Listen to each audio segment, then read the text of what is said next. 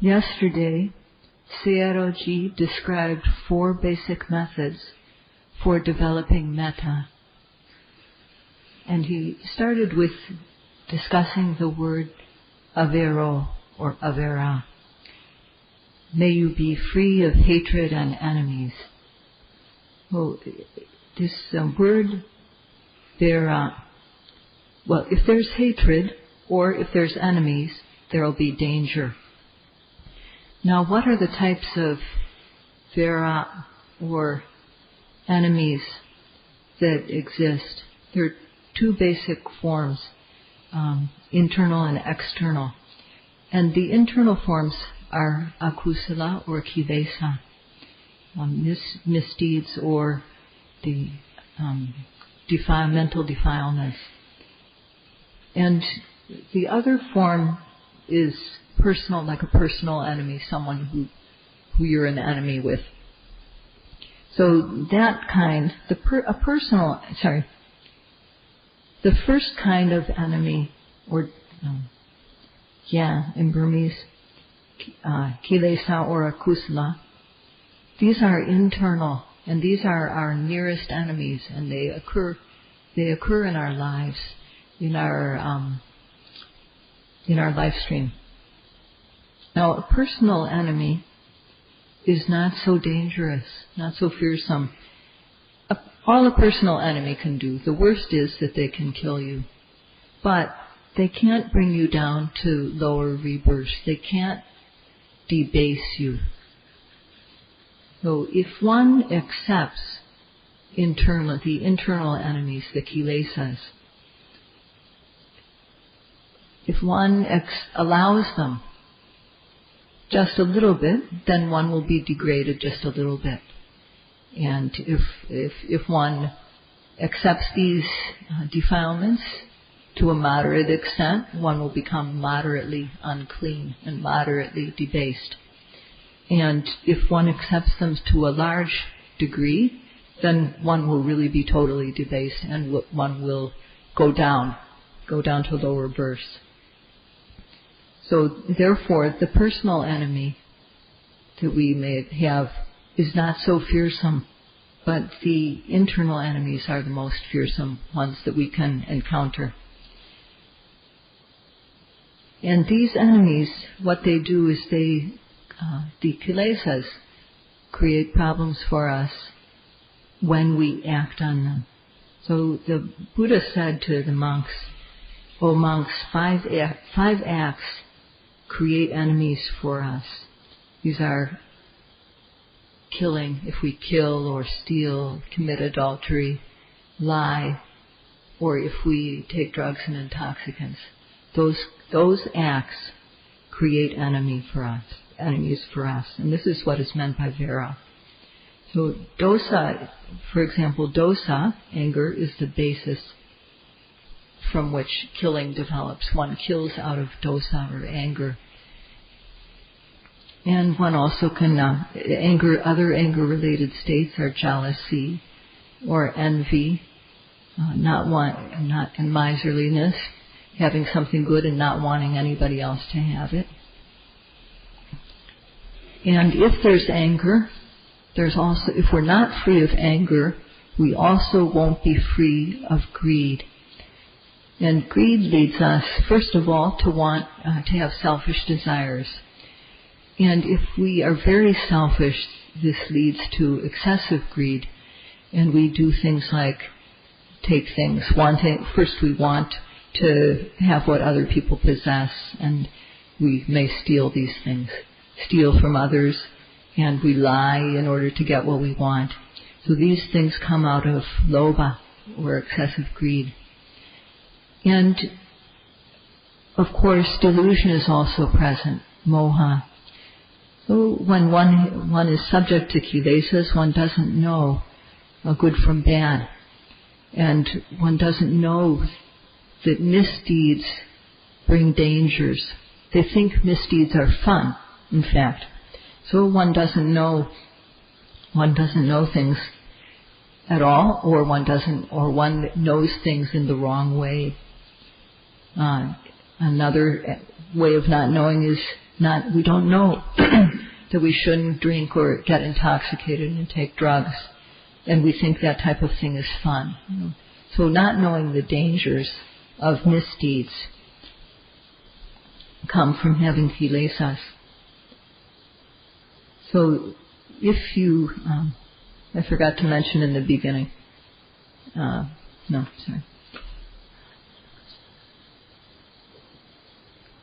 So if we act on our kilesas, if due to greed, hatred, and delusion, excessive greed, hatred, and delusion, we act, these deeds are our worst enemy, and 4 dangers will arise, Sayadaw mentioned, from doing misdeeds.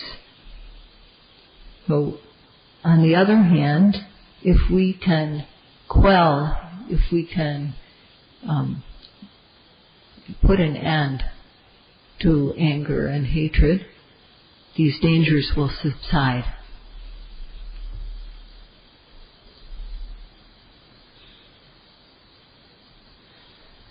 The second method of developing metta is abhyapaja. We wish abhyapaja hontu.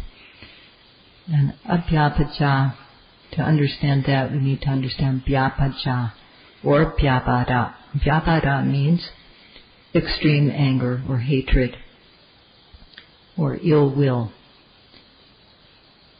Now, what happens is there's something we see something we don't like and we become dissatisfied. And when we can't control that, we become angry. And this anger develops into resentment towards the object that we dislike and we're dissatisfied with. And it goes to the point where we call that other person our enemy. This person or this thing is my enemy and this is giving me trouble. So this is the nature of vyapada. Abhyapaja is the opposite of this, the opposite of hatred and dosa. Hatred and dosa, anger, they want to kill, torture, and these type of attitudes, these attitudes make the mind rotten,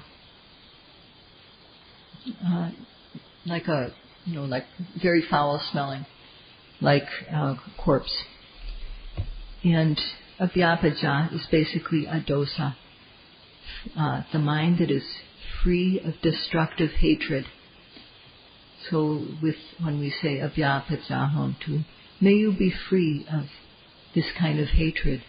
May you be one that is free of this kind of hatred. Be free of ill will. Metta is the state of wanting another's welfare and puts another's welfare first. Now, if we're free of destructive anger, in developing metta, if we're free of destructive anger, we'll automatically have loving kindness. So, with this form of metta, we wish that all beings may be free of anger, and may they have an attitude of metta.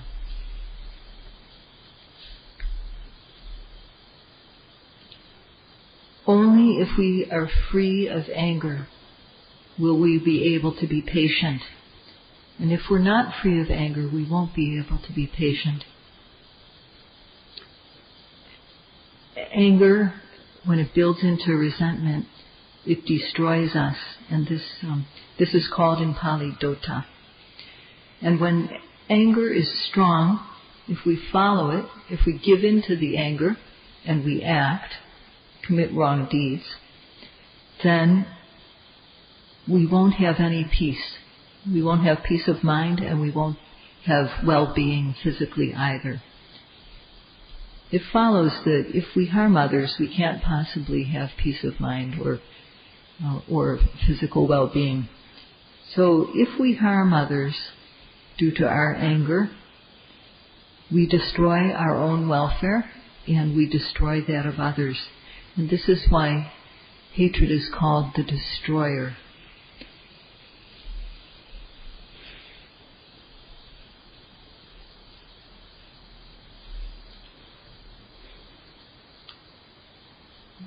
wherever we are, a person who's a thief is regarded as extremely selfish. If we just look at what we can get, there won't be what we can get, and we don't have any consideration for others. There'll be no place for metta in us. So a person who is overcome by their greed is also called dota.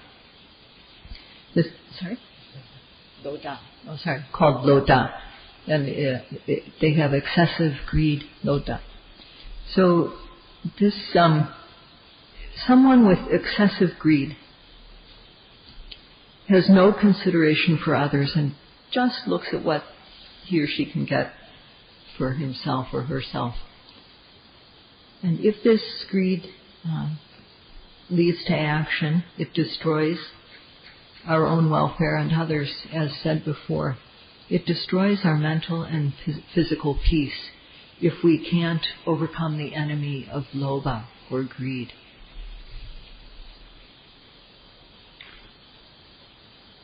We ourselves, each of us wants to be happy. And just as we want to be happy, so do others. Just as we want to have a complete life, so do others want a complete life. And just as we don't want to be harmed, so too others don't want to be harmed. And having this type of consideration for others is metta. And if this attitude becomes strong, even excessive greed can become weakened due to our metta. If we have metta, we can be fair to others. We won't seek more than our share. And we can be patient. So this understanding that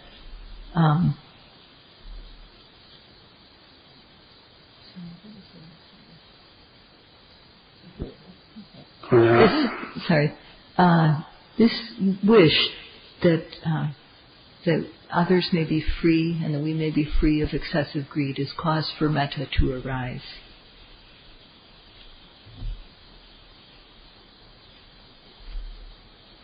When we have the destructive emotion of anger in our mind, along comes domanassa, which can be called displeasure. And this feeling of displeasure, discontent, it makes the mind rotten and tasteless.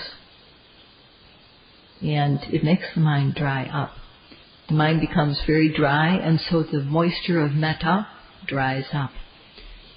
Now, the opposite of this brittle dryness is loving kindness, which is led by reflection or understanding, knowledge. And this type of metta that is combined with knowledge is very valuable. But when we either don't know or we know in the incorrect way, we don't know what our faults are, we don't know that something is bad, and instead we think it's good. So one who has extreme moha or delusion is called mula, or a confused one. And when we are confused about what is right and wrong, we don't know what's wrong, we don't know what's right, we think that faults are good, then we destroy our welfare as well as that of others. Because through this confusion we can make ourselves miserable and we make others miserable too. So in a way, moha, delusion, is the worst. And when we wish people to be free of vyavada, free of this type of afflictive emotion, if you think about the faults of these excessive moha, excessive lobha, excessive greed, anger, if we're free of these emotions, you can see how good it will be. The benefit is, there's a great benefit in being free of these afflictive emotions.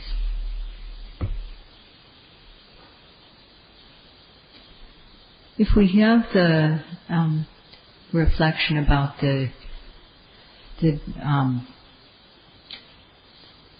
bad side of afflictive mental states, if we have this type of knowledge and reflection, then it's easy to have the desire for others' welfare.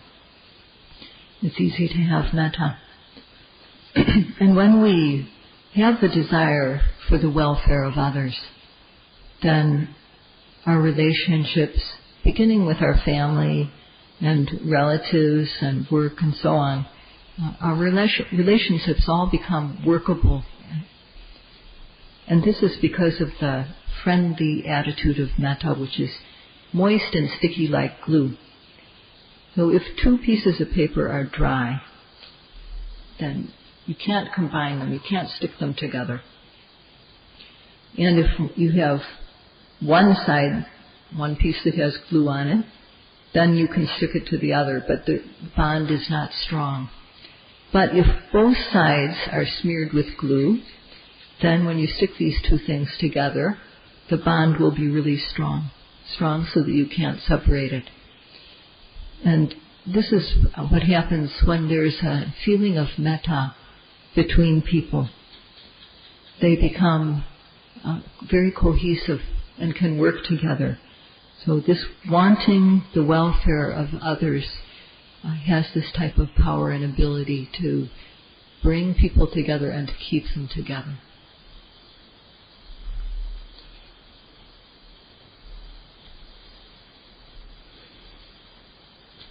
Vyavara or vyabhaja is also destructive.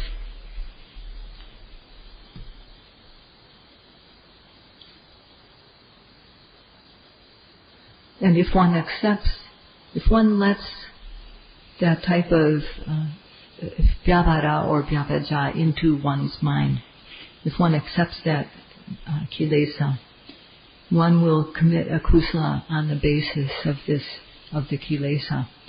So metta is the opposite of this destructive hatred or destructive ill will. Metta is moist, and it's also called kusala mula. It's one of the roots of good deeds. So if we consider seriously the faults, the dangers that come from developing anger or letting anger increase, and if we consider the good results, if we consider seriously, we'll understand also the good results that come from developing metta. It's free of faults and it brings good results.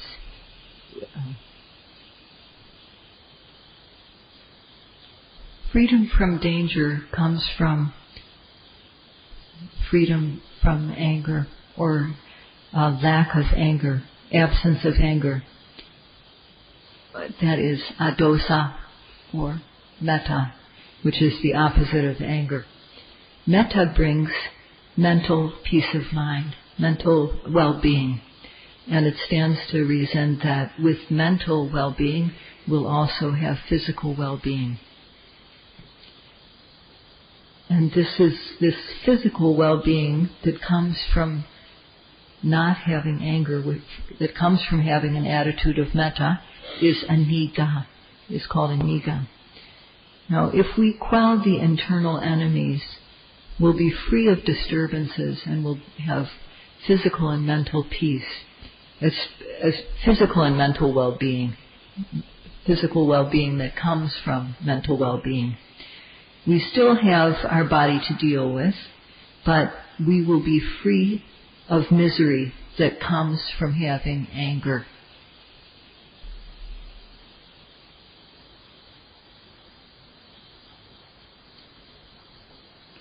If we're free of our internal enemies and external enemies, then what else is needed?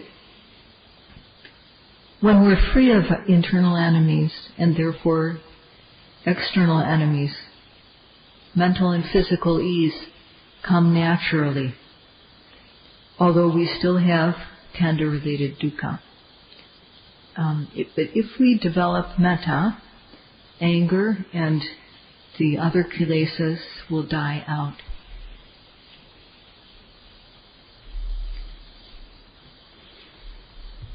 With regard to khandha-related dukkha, we have a body and mind, and for our mind, we can practice metta, and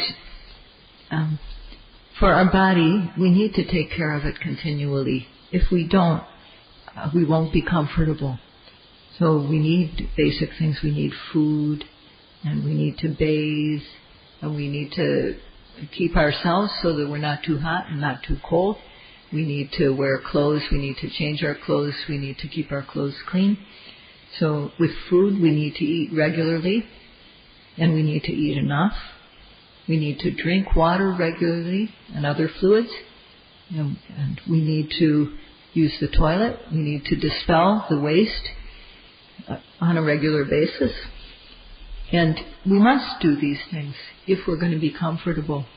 We won't be able to be comfortable if we don't do all these basic acts of caring, taking care of the body.